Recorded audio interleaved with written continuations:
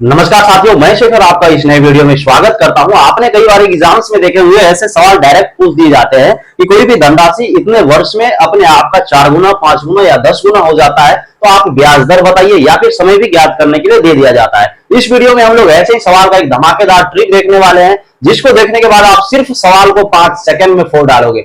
मैं ये उम्मीद करता हूं कि आपको साधारण ब्याज का बेसिक कॉन्सेप्ट पता होगा, लेकिन अगर आपको बेसिक कॉन्सेप्ट नहीं भी पता है तो डरने की कोई बात नहीं। आइए 2 मिनट में पहले हम लोग देखेंगे बेसिक फॉर्मूला और बेसिक कॉन्सेप्ट को, उसके बाद चलेंगे ट्रिक की ओर। आइए देखते हैं बेसिक कॉन्सेप्ट को। साधारण ब्याज निकालने का जो बेसिक फॉर्मूला होता है वो होता है P into R into T upon 100। यहाँ पे P क्या हो जाता है, अपना मूलधन हो जाता है, P मूलधन हो जाता है, और R क्या हो जाता है, रेट मतलब दर हो जाता है, और T से टाइम मतलब समय हो जाता है, और बटे का 100। ये आपका बेसिक फार्मूला है जिससे हम लोग साधारण ब्याज निकालते हैं। सवाल आरआरबी एनटीपीसी 2022 में पूछा गया है। देखिए सवाल क्या कहता है, एक निश्चित धनराशि 8 वर्ष में स्वयं की 2 गुनी हो जाती है। और इस वीडियो में हम लोग ऐसे सवाल का ही चर्चा करने वाले हैं जो अपने आप का 2 गुनी हो जाता है, 4 गुनी, 5 गुनी, 10 गुनी, 50 गुनी, 100 गुनी, 1000 गुनी हो जाए, उसी का चर्चा हम लोग करने वाले हैं। आइए देखते हैं।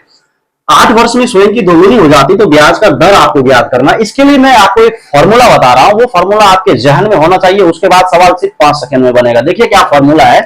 आप जैसे निकालेंगे, क्या निकालेंगे, n माइनस 1 इंटू 100 करना, n माइनस 1 इंटू 100 बटे का यहाँ पे लिखना है। क्या निकालना है आपको, देखिए ऐसे सवाल में 2 चीज निकालने के लिए कहा जाता है। या तो आपको कहेगा रेट निकालने के लिए यानी कि ब्याज दर, या फिर टाइम निकालने के लिए आपको कहेगा। अगर यहाँ पे देखिए इस सवाल में क्या कह रहा है, ब्याज दर निकालना है यानी कि रेट निकालना है। तो अगर रेट निकालना है तो नीचे टाइम से डिवाइड करना होगा।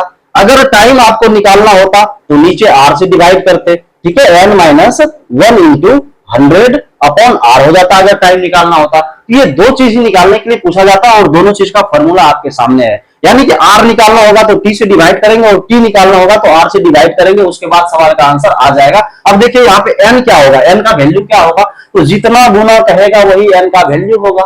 जैसे क्या कहा है, 2 गुना कहा है तो 2 हो जाएगा n का वैल्यू। देखिए इस सवाल को कैसे बनाएंगे, इसमें रेट निकालना है हमको, तो n का वैल्यू कितना हो जाएगा, 2 माइनस 1 इंटू 100।